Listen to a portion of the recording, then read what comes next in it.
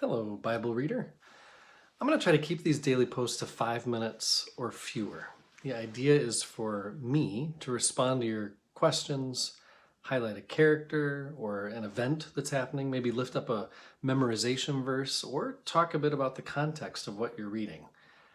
I am going to be tempted, I know, every day to turn this into a Bible study.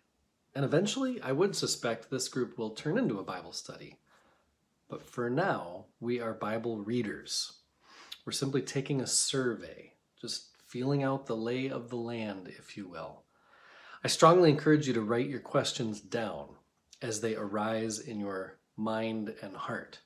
In the prep class I posted over the last 3 weeks, I suggested you have note cards for different things you want to notice or ask about. Well, those questions should be starting today as we jump in with both feet in Genesis and the Gospel of Mark. Of all the ways to read through the Bible, I wanted to read it chronologically. So oldest stories first and then so on. Scholars are not in full agreement about the order of every book, letter, and psalm, as far as which comes first and next. But there is a general understanding that the creation story in Genesis is as old a story as the Hebrew people told each other. On Thursday, our Bible reading will then take us to Job, which is jumping over like 17 other books in the Old Testament if we took everything in order, at least the order the Old Testament listed in. But it turns out that, like creation, the story of Job is one that the Hebrew people had been telling around campfires for centuries, before the story of Abraham or anything else in Genesis even. So we're reading Job soon after we begin. While we read from the Old Testament chronologically, we're also going to read from the New Testament the same way. So although Matthew comes first in every New Testament I've ever seen, Matthew, Mark, Luke, John, Mark was the first one that was written. So we're reading from Mark first. I've never read through the whole Bible chronologically, and it's part of why I'm looking forward to this, because I'm looking forward to seeing how reading it this way changes the way I understand how the stories fit together. If I were to ask you about your life and you started at age 40 and then your birth and then old age and then back to middle age, I would get confused. So I hope reading chronologically is helpful to our faith journeys. Okay, finally, although I'm glad to launch this ministry, it's happening at a time when my family and I are traveling to see very close friends. We felt especially moved to do this trip, even amid COVID-19, because our godson Sam, who is among those we'll be seeing, was very ill last month. He almost died. His prognosis is not great, and so we're making this trip happen, if you know what I mean. It's one of those trips, like it is happening. What that means is that my daily posts will not be at all responsive to your questions for these first few weeks because I'm taking them as vacation. So I've pre-recorded the first 15 posts to accompany your reading, but I will not always be so aloof from the conversations I hope you'll have with each other in these days to come. But I need to not be looking at Facebook while I'm on vacation. So although I'll be responsive then, I won't be so much now. So with that said, a brief word about Genesis chapters 1, 2, and 3, your reading for today, Monday.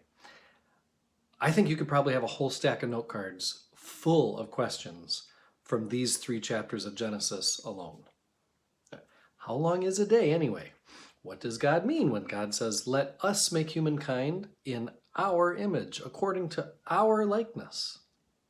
And why does chapter 2 sound like a whole different creation story? Did the Hebrews not decide on which one is right?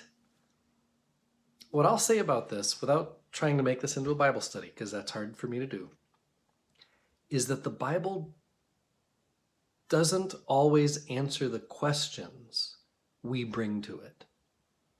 If this is meant to grow our relationship to God, Bible reading, imagine having dinner with a new acquaintance who shares a lot about their childhood and what it felt like, and maybe shares some of the most significant moments they've ever experienced. Would you at the end of this time of sharing say, But I wanted to know exactly how you were conceived. Where did you first live? How long did you live there exactly? I want facts about you, not just all these feelings. Genesis 1 to 3 are not about facts. They're about truth. And the truth they're trying to communicate is that God created everything to be good. And that all that was good was allowed to be stained by a human desire to be God instead of a part of God's good creation. Okay, a quick word about Mark. Many scholars think Mark is written to spread the gospel west. Matthew and even Luke are more Jewish-centered than Mark is.